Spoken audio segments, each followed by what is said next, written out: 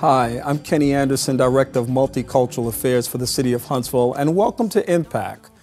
Each week we like to bring information to you about a lot of things that are happening around our community. You know, Huntsville has a very rich heritage, and many different people work in this community and do lots of things that people don't always know about.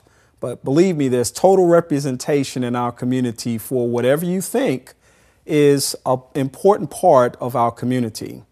Today we have a very special guest that we're going to introduce to you. She's Beckie Newman, and she is chair of the Hispanic Latino Advisory Council for the City of Huntsville. Welcome to the broadcast. Thank you, Kenny. Thank you for having myself here, represent the council.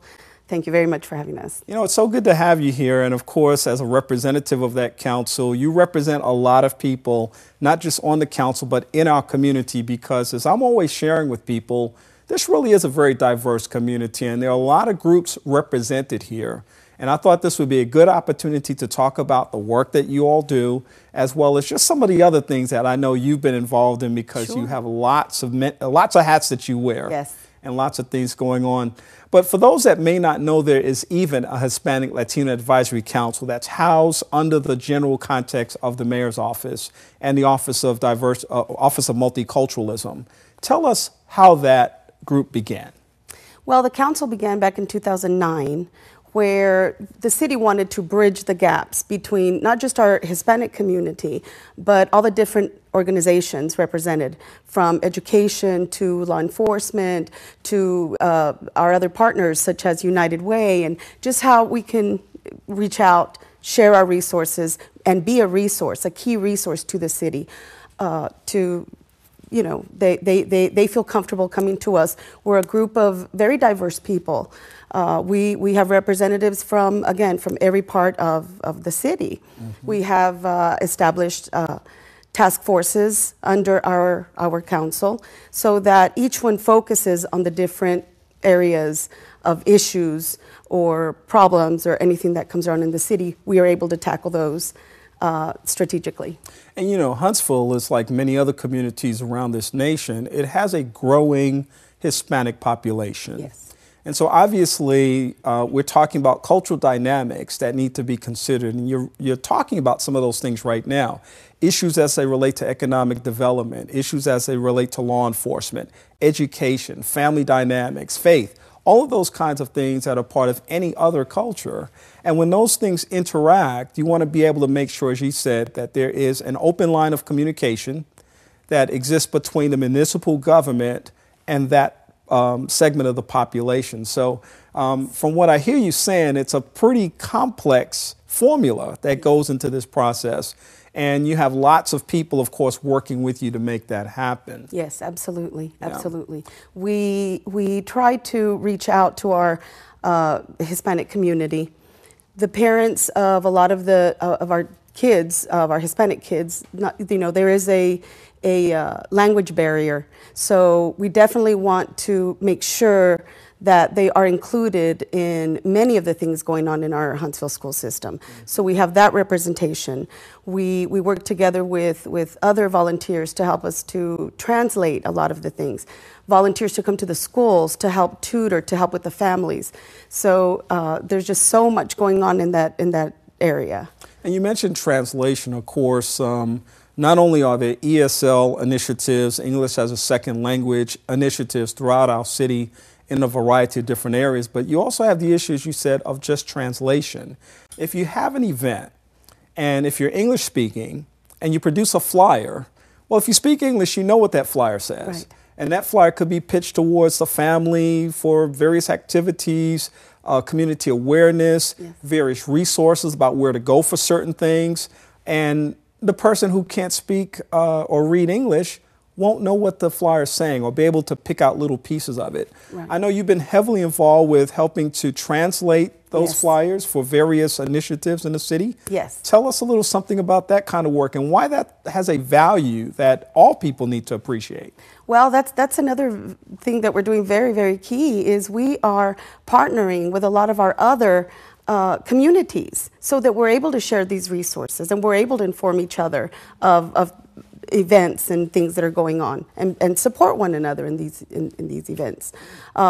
they come to our council, and they do provide us some of their flyers, their paperwork, things we can post on our Facebook as well, and we share them as well.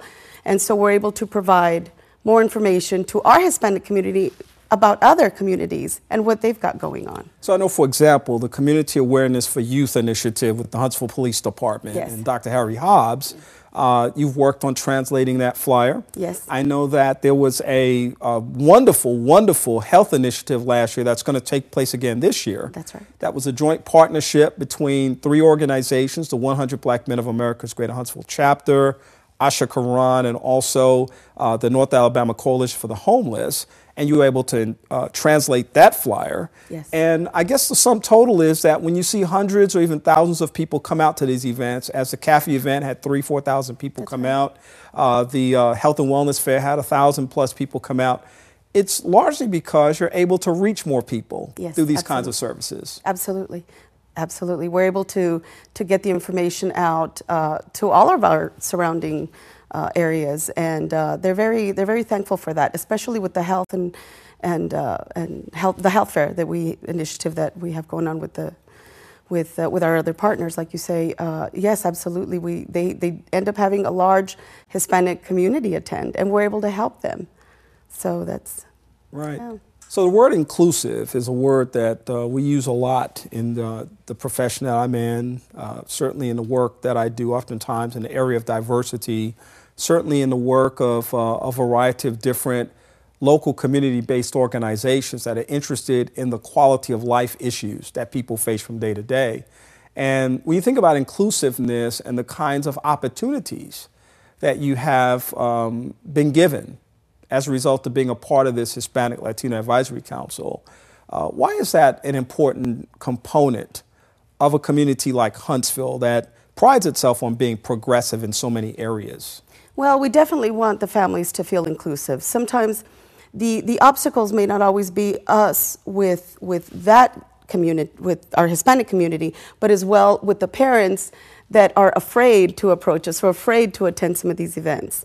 And so when we share all this information and we include them, then they feel part of our city. They know that they're included. They know that the resources are there and they are part of this, of our great city. Yeah. Yes. And an effort being made. I have to say this, if you're making an effort to include somebody, then you're thinking about things from other people's eyes. You're looking at it from their perspective. And so if I, again, am having a community-wide event and I want everyone in the community to feel included, then I want materials to be able to reflect that. I want activities that are a part of that event to reflect that. Yes. And I know that whether it's the International Society of Huntsville's International Fair that brings in 35, 40 different country exhibits so people can come and identify with people, whether it's the International Services Council that brings in foreign delegations that I know you've been a part of as well to support those kinds of initiatives, and also through the Office of Multicultural Affairs and all of the many things that we do through the office that I'm in charge of.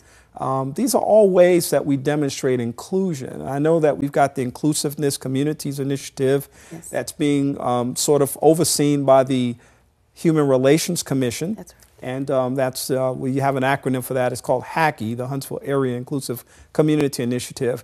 You have a lot of things happening in this community surrounding people who are different, Yes. oftentimes referred to as the other. If I'm a part of the majority group, I see the minority group as the other. But the reality is that we really have to focus on, if we want a sustainable community, we have to focus on including people in ways that everyone is engaged Yes. and everyone makes a contribution to the process. And I know that this is something that's real important for you. It is. And we try to, myself and a lot of the other members of the council, we try to be a part of basically a lot of these efforts, a lot of these committees, a lot of these boards. We want to be able to be there to represent our community and have a voice there as well and provide any information that they are also lacking so that we can come together and make everybody feel inclusive. Yeah, and talk about the learning opportunities that are presented from these kinds of things, because, my premise is a very simple one, that if we just take the time to expose ourselves to people who we consider to be different from us, and sometimes even challenge the anxiety we may feel or the discomfort that we may feel from being in a different situation, talking to somebody who's different, and confronting some of the issues that we may even see differently. Just talk about that whole opportunity for education that exists from people working together and coming together to make the community a better place to live in. Well, we have really developed some very strong, very key relationships again in our city with other agencies and other communities, and I think a lot of that has really helped to learn from one another, learn our cultures a little bit more. We, again, because we are there supporting their events, their things that they've got going on, now we have representation from their leaders and their members, then we're able to share that and we can say, oh, I didn't know this, I didn't know that, I didn't know this about your culture. And so we're able to learn from one another. Yeah, a lot more. Yeah, and one of the things I find most comforting, I'll say, about meeting people who are perhaps different from me in whatever way we define that difference is that at the end of the day, we're both humans. Absolutely. Have never talked to an alien before. Right. The little green people right. or whatever color they might be, as people kind of conceive of aliens. So since I've never talked to them, every person I've ever communicated with has been another human being. That's right. Their blood flows through their body like mine does. They have a brain. They have the same internal organs. And they have other common ground as well. They have families that they care about and that care about them. They have a desire for a better experience in life, just like everyone does. They want to be safe and not feel like they're being threatened by something. Yes. They want to feel protected. They want to feel a sense of security. These are just basic, fundamental human values. Yes.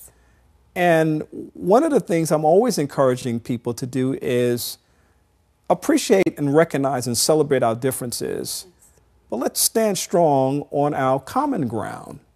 That's the rock that we all can share and the rock that we all can build on as a community, because as the Hispanic Latino community is better, every other community is better because we have shared space in the city of Huntsville. Absolutely, absolutely.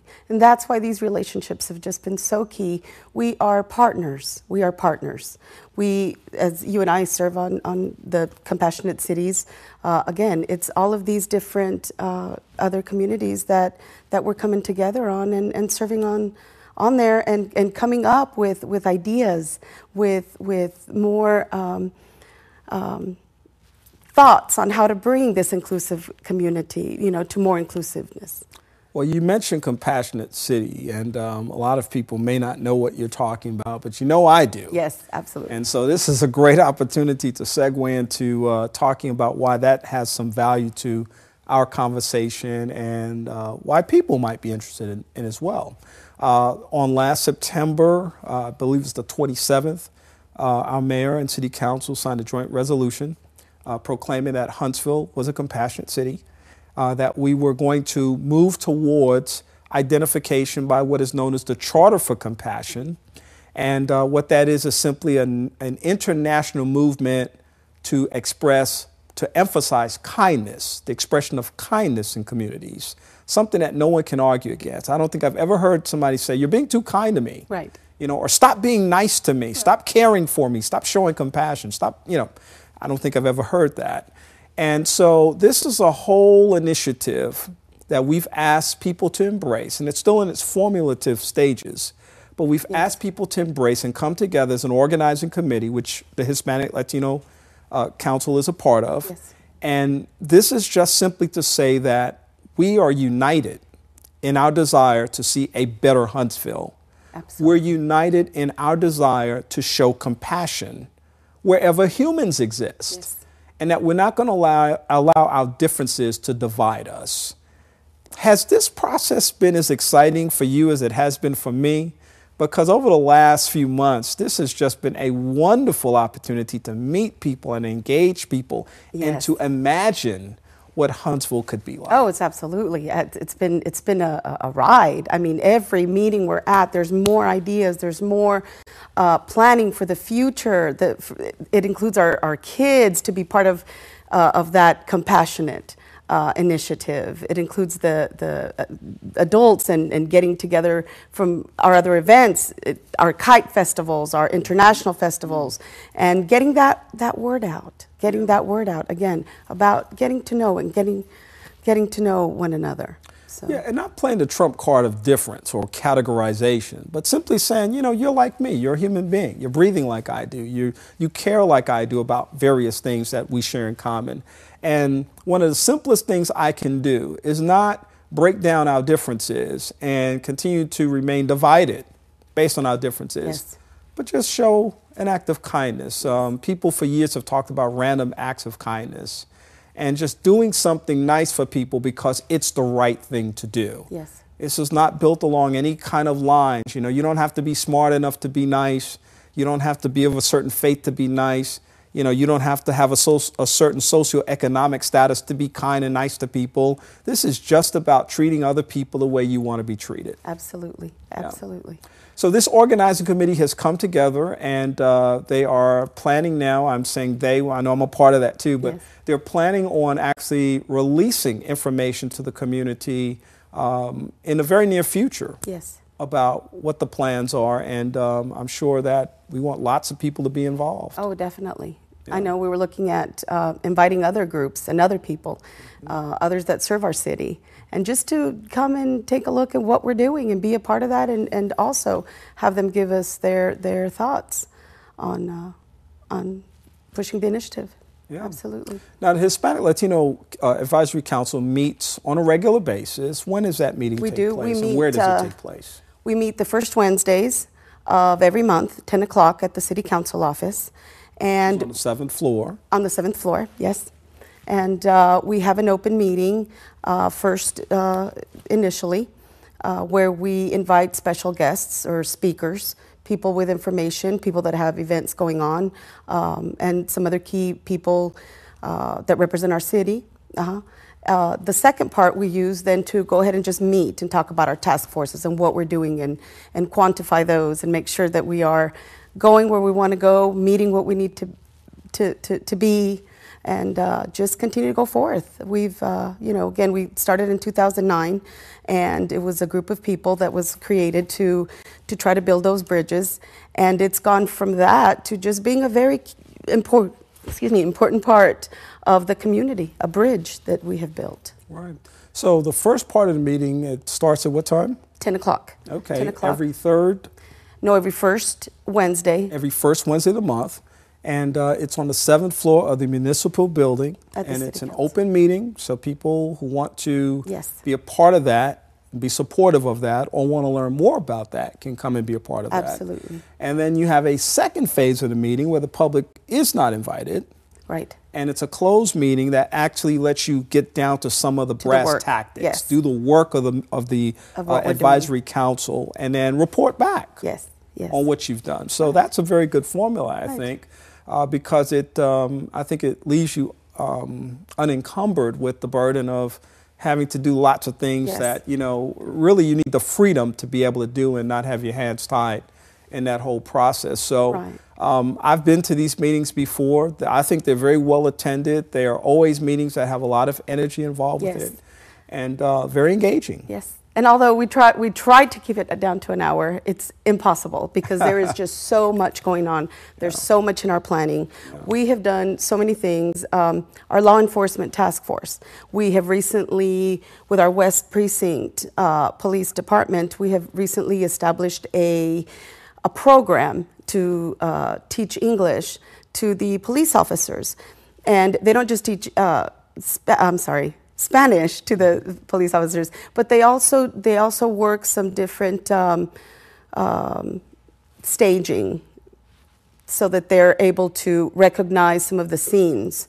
So they kind of play some roles and role playing. That's right. What if you encounter this kind of a situation that's different? That's right. How might you respond? How would you respond? Right, to be able, to our Hispanics. Yeah, well, I think that's very important. And I think that's, again, why I wanted to talk to you today, because this is not an isolated or abstract thing that's happening. This is a well-connected process, Yes. well-structured process of trying to create community engagement, build bridges, and to, as I always say, really improve the quality of life for everyone who lives in the community. So I think that's a wonderful thing. Of course, you all are now on social media. You've been on social media for a little while. We have. We have you a have a Facebook page. Yes, absolutely. It's got to be pretty exciting. It is. It is. It's exciting.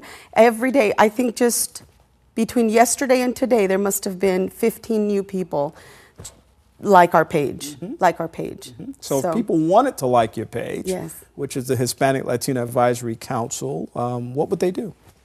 Just go on Facebook, and it's the Hispanic Latino Advisory Council, and just go on like and share. Yeah. Like and share. And see, that's the key right there, too. Like and share. I like it when people like, but when you share, you automatically create another whole population of people that might be able to get access to information that they may be looking for. Yes. And again, a lot of times people think about, oh, it's the Hispanic Latino Advisory Council. That's not my cultural background or my cultural context. And so therefore, I'm not really interested in that group. Well, the reason you should be interested in a group is for the very reasons that you're saying. Right. You all are linked to so many other groups, and you have information and opportunities and educational initiatives that people can really benefit from. Sure. And because we're such a large community, you want to grab out, reach out to us. You definitely want to reach out to us and give us your information. What are you doing? What can we be a part of? What can we maybe help with? That's right. Yeah. That's it. As is the case with so many collaborative projects that you've been involved in. Yeah. This year I'll be part of CAFE as well. So we'll have some good representation there. And again, try to get our Hispanic our youth, be a strong part of that this year. That's awesome. Yes. The Community Awareness for Youth initiative is wonderful. Dr. Hobbs spearheads that. Wonderful. Comes up every August, and it's coming up again. So we definitely want to make sure that we are supportive of that. Another thing, and we've just got a couple of minutes left, probably I'm kind of opening up a little dialogue here that's probably too late to really open up in an extensive way. But, a lot of people see the Hispanic Latino community as a monolithic community. It's like they see other communities. It's like they see one person that represents the community, and they think everyone represents or is represented by that person in terms of how they think and how they perform and how they live. And that's really not the case. I mean, the Hispanic Latino community is as diverse as any community that there is. It is. It is. Absolutely. That's what it is. We don't represent, we are a resource is what we are. We are a resource. So if there is if there's a need for us and solutions that we may need to come up with, then it could come from an organization again, or an individual or individuals from the Hispanic community. But we are a resource. We're there to bridge that gap that exists. Right. And in that context, again, you've got people from lots of different parts of the world who represent the Hispanic Latino population. Yes, and they're represented here in Huntsville as well. Yes. And so you have a very diverse group of people here, and we're glad that you're here, as well as the Hispanic Latino Advisory Council and our Hispanic Latino population that lives here as well. Thank you. If people want more information, they can always go to your Facebook page again, the Hispanic Latino Advisory Council Facebook page, and like it. Or is there a phone number that people can reach out to? Sure, they can, absolutely, they can feel free to call me. It's 256-755-7691, or email Rebecca, REBECCA, .Newman, NEWMAN, at interglobalco.com. Rebecca Newman is the chair of the Hispanic Latino Advisory Council. Thank you for being here with us today and sharing all that great information with us. Thank you so much. And we'll see you again on our next edition of Impact. I'm Kenny Anderson as always. Hope you have a great day.